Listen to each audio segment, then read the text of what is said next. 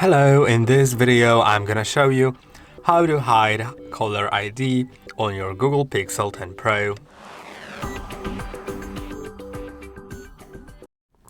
Okay, so in order to begin, we will need to start by going to the phone app.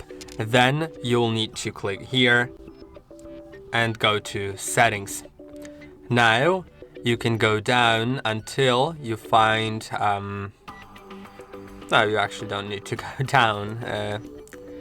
You will need to find, oh, I can't see it right now, calling accounts. Yeah. Now go to your SIM card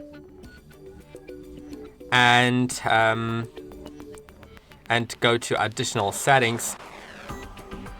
So like you're adjusting it for one SIM card, you can do it later for the other SIM, but first we're doing it for one. And now you can go to caller ID after going to additional settings, and you can set it to network default, hide number or show number.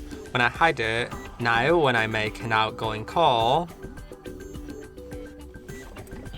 you'll see that when I receive it, it says no caller ID. So I hope that this video was helpful. Don't forget to like and subscribe, and I'll see you in the next one.